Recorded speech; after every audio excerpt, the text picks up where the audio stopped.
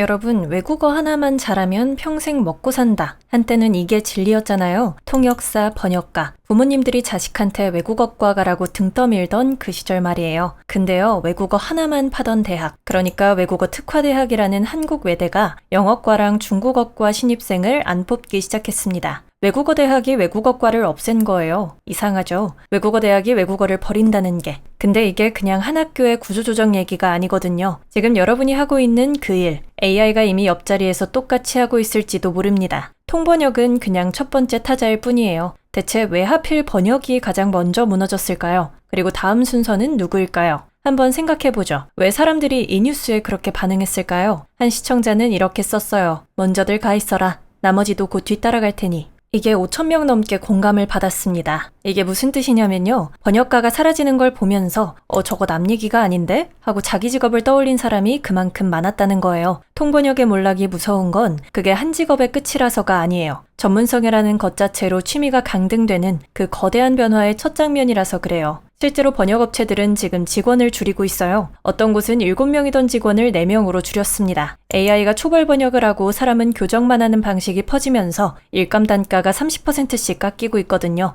가격이 깎이니까 사람을 줄일 수밖에요. 근데 이건 시작에 불과합니다. 지금부터 번역가들이 실제로 어떻게 무너졌는지, 그리고 그게 왜 우리 모두의 이야기인지 하나씩 뜯어볼게요. 뉴스에서는 보통 발주하는 사람 입장만 보여줘요. 해외 거래처랑 계약서 주고받던 사장님이 이제 AI가 번역을 더 잘해서 업체에 안 맡긴다. 이런 식으로요. 근데 그 반대편, 그러니까 일감을 빼앗긴 번역가 본인은 어떻게 됐을까요? 여기 15년 경력의 기술 번역가가 있어요. AI가 나오기 전까지 이 사람 연소득은 억대였어요. 근데 2025년 이 사람 연소득이 2천만 원대로 떨어집니다. 억대를 벌던 사람이 1년 만에 추락한 거예요. 이게 한 사람만의 불운일까요? 아니에요. 캐나다 퀘벡에서 불어랑 영어를 번역하던 사람도, 로마에서 이탈리아어 영어 번역하던 사람도 상황은 비슷합니다. 한창 때 주 50시간, 60시간 일하던 사람들이에요. 그런데 2025년 6월 한 달 동안 들어온 의뢰가 0건입니다. 한 건도 없었어요. 여기서 진짜 무서운 반전이 있어요. 이 사람들이 실력이 없어서 밀려난 게 아니라는 거예요. 오히려 경력 15년, 20년의 베테랑들이거든요. 그럼 왜 무너졌을까요?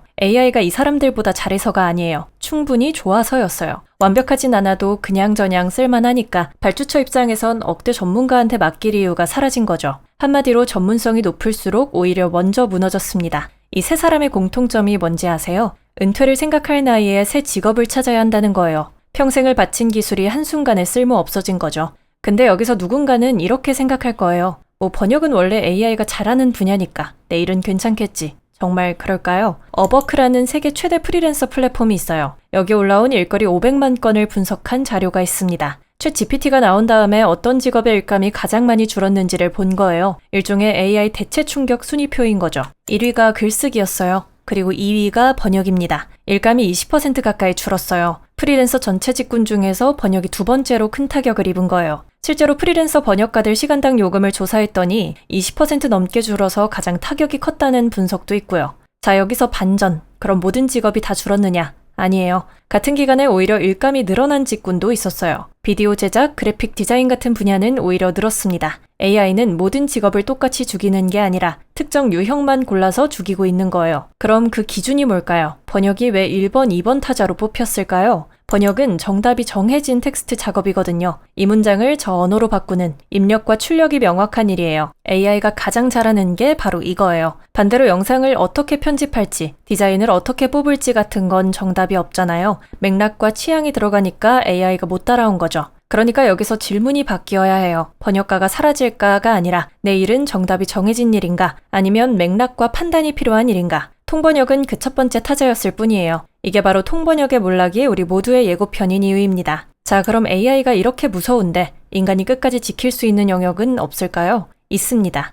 그것도 우리 한국 사람들이 매일 쓰는 그 안에 있어요. 작년 경주에서 에이펙 행사가 열렸죠. 여기서 AI 실시간 통역이 대규모로 투입됐어요. 트럼프 대통령, 엔비디아 젠슨 황 같은 사람들 연설을 실시간으로 통역해서 제공했고 적용된 건수가 200건이 넘습니다. 뉴스만 보면 그야말로 AI의 대성공처럼 보이죠. 근데요, 그 화려한 성공 뒤에 숨겨진 이야기가 있어요. 경주역, 김해공항, 택시 1000대, 식당 150곳에 AI 통번역이 깔렸고 최대 42개 언어를 처리했어요. 그런데 고위급 실무회담에서 문제가 터집니다. AI가 한국어 높임법을, 경어를 자꾸 틀린 거예요. 그래서 의전사고가 빈번하게 났습니다. 결국 어떻게 했을까요? AI가 놓치는 걸 수습하려고 20개 언어를 24시간 처리하는 전화통역 인력 300명을 따로 붙여야 했어요. AI가 다 한다더니 결국 사람 300명이 뒤를 바친 거죠. 왜 하필 높임법에서 막혔을까요? 한국어는요, 같은 문장도 존댓말이냐 반말이냐에 따라서 의미만 바뀌는 게 아니라 두 사람의 관계가 바뀌어요. 왔어? 랑 오셨습니까? 는 정보는 같지만 담긴 관계가 완전히 다르잖아요. AI가 영어로 옮기는 순간 이 관계가 통째로 증발해버립니다. 문학도 마찬가지예요. 특히 시는 AI가 가장 약한 영역으로 꼽혀요. 한국어 의성어, 의태어를 영어로 어떻게 옮기겠어요? 아장아장을 어떻게 번역해요? 중의적인 시어, 자음 모음의 소리까지 살리는 작업은 AI가 손도 못 댑니다. 정답이 없으니까요. 그러니까 AI가 잘하는 건 정답 있는 텍스트고 못하는 건 관계와 뉘앙스예요. 인간이 사수할 영토는 바로 여기서 시작됩니다. 이쯤 되면 이런 생각이 들 거예요. 그럼 사람은 AI가 못하는 교정만 맡으면 되겠네? 그게 더 편한 거 아냐? 천만에요. 그 교정만 하면 된다는 말 속에 함정이 있습니다. 요즘 번역업계에 MTP라는 방식이 표준이 됐어요. 기계가 초벌 번역을 하고 사람이 뒤에서 고치는 방식이죠. 이걸로 단가가 30% 절감된다고 업체들은 말합니다. AI가 초안 만들었으니 교정비만 주면 된다 이 논리예요. 근데 실제 번역가들 얘기를 들어보면 전혀 다릅니다. 해외 번역 커뮤니티에서 번역가들이 이런 말을 해요. MTP를 제대로 하려면 사실상 처음부터 새로 번역하는 거랑 작업량이 거의 같다. 무슨 말이냐면요. AI가 만든 초안이 그럴듯해 보여도 미묘하게 틀린 걸 다 잡아내려면 결국 원문이랑 한 줄 한 줄 다 대조해야 되거든요. 노동량은 그대로인데 보수만 깎인 거예요. 이게 이중 착취 구조예요. 같은 노력을 들이는데 AI가 했으니까 라는 이유로 돈은 절반만 받는 거죠. 게다가 책임은 누가 질까요? AI가 질까요? 아니죠. 최종 결과물에 도장 찍는 건 결국 인간이에요. 여기 무서운 사례가 하나 있어요. AI가 아니라 일반 오역 사례인데 번역 실수가 얼마나 무서운지 보여줘요. 미국에서 스페인어 인톡시카도라는 단어를 영어로 옮기는데 이게 식중독, 약물 중독 같은 뜻이거든요. 근데 이걸 술 취한으로 잘못 옮겼어요. 그래서 뇌출혈로 실려온 환자를 그냥 취객으로 오진해버립니다. 결과는요, 그 환자가 사지마비가 됐어요. 법원 합의금만 수천만 달러가 나왔습니다. 이게 AI 번역의 무감각하게 의존하다 보면 언제든 반복될 수 있는 시나리오예요. 그러니까 인간은 사라지는 게 아니에요. 더 싸게, 더 위험한 일을, 더 무거운 책임까지 떠안은 채로 남는 거죠. 다시 처음으로 돌아가 볼게요. 외국어 대학이 외국어과를 없앴다. 이 충격적인 얘기. 그 뒤에 어떤 사람들이 있었는지 아세요? 한국외대 글로벌 캠퍼스에서 통번역대학이랑 국제지역대학 소속 학과들이 줄줄이 폐과됐어요. 2023년 폐과 대상이 된 독일어, 스페인어, 이탈리아어, 말레이, 인도네시아어 통번역 학과. 여기 재학생이 994명이었는데 그중 778명이 탄원서를 내면서 반대했습니다. 거의 80%가 들고 일어난 거예요. 심지어 학교 내부 의결기구인 대학평의원회도 이 폐과안을 부결시켰어요. 학생도 반대, 내부 기구도 반대. 근데요, 학교법인 이사회가 이걸 다 무시하고 가결을 강행해버립니다. 학생들이 강제 불법 폐과라고 현수막을 내걸었지만 소용없었어요. 그럼 그 빈자리를 뭐가 채웠을까요? 랭귀지 앤 AI 융합학부였어요. 외국어과를 없앤 자리에 AI 융합학부를 만든 거예요. 이게 무슨 의미냐면요. 외국어 대학이 스스로 이제 언어 능력 하나만으로는 미래가 없다고 선언한 거나 마찬가지예요. 자기 정체성을 자기 손으로 뒤집은 거죠. 이게 학교만의 얘기일까요? 한 입시 강사가 이런 증언을 했어요.